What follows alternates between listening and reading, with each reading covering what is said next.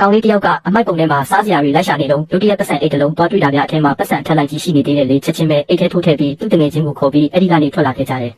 ပတ်စံတွေရေတွက်ကြည့်တဲ့အခါကောင်လေးကသူ့တငယ်ချင်းကိုစားစရာဝယ်ဖို့ပေးလိုက်တယ်ပြီးတော့ပတ်စံအိတ်ထဲမှာဘာရှိသေးလဲထက်ရှာကြည့်တော့မှတ်ပုံတင်ရဲ့တက်တန်းကုန်နေတဲ့တိရစ္ဆာန်ထီလက်မှတ်ရဲ့ပြီးတော့ထူးထူးဆန်းဆန်းတော့တွေတစ်ခုပဲတွေ့ရတာသူကတော့စိတ်ပြက်ပြက်နဲ့ပဲအိတ်ကိုပိတ်လိုက်တယ်ဒါပေမဲ့ဒီတာမန်ပစ္စည်း၃ခုကပဲသူ့ကိုနောက်တစ်ချိန်မှာဘီလီယံနာတစ်ယောက်ဖြစ်လာစေပြီးလူတိုင်းကြားမှာနာမည်ကြီးသွားစေမယ်ဆိုတာသူလုံးဝမသိခဲ့ဘူးဗျ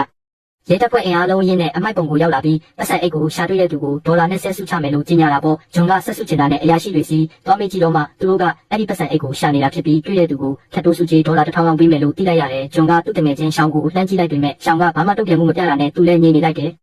ရဲတွေကစိတ်ပြက်လက်ပြက်နဲ့ပြန်တော့မဲ့အချိန်မှာပဲသူတို့မိကဟင်းချက်နေရင်းနဲ့ဘယ်ကပတ်စံရလဲဆိုပြီးမတော်တဆလှမ်းမေးမိရောအရာရှိတွေကတန်တရားမျက်လုံးတွေနဲ့လှမ်းကြည့်ပေမဲ့ဘာမှမပြောဘဲထွက်သွားကြတယ်အဲ့ဒီညမှာဂျွန်ကပတ်စံအိတ်ပေးပြီးငွေရအောင်လို့အကြံပေးပေမဲ့ရှောင်းကညှင်းလိုက်တယ်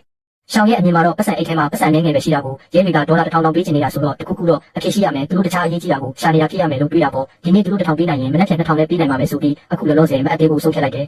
ရဲတွေရဲ့အရှာဖွေကိုရှောင်ဖို့အတွက်သူတို့ပတ်စံအိတ်ကိုဝက်ဖို့ဆုံးဖြတ်ပြီးမေလာပိုက်လိုက်တဲ့ခုံချပြီးအဆုံးထိသွားခဲ့ကြတယ်အဲ့ဒီမှာတိုလီဆိုတဲ့ကောင်လေးတယောက်ရှိတယ်ဗျသူကပိန်ပိန်ပါပါရေလဲမချိုးတယ်လို့အရေးပြားရောဂါလည်းရှိတော့ဘယ်သူမှသူ့နေရာကိုလာမရှာကြဘူးလေဒါပေမဲ့တိုလီကပတ်စံအိတ်ဝက်ခအဖြစ်စုကြည့်တဲ့ကဒေါ်လာ900ခွဲပေးဖို့တောင်းဆိုတော့ရှောင်းကလက်မခံမဲ့ထွက်သွားဖို့လုပ်တာပေါ့အဲ့ဒီအချိန်မှာတိုလီကသူတို့ကိုတားလိုက်ပြီးဒီတော့တွဲရဲ့လှုပ်ဝက်ချက်ကိုသူသိတယ်လို့ပြောလိုက်တယ်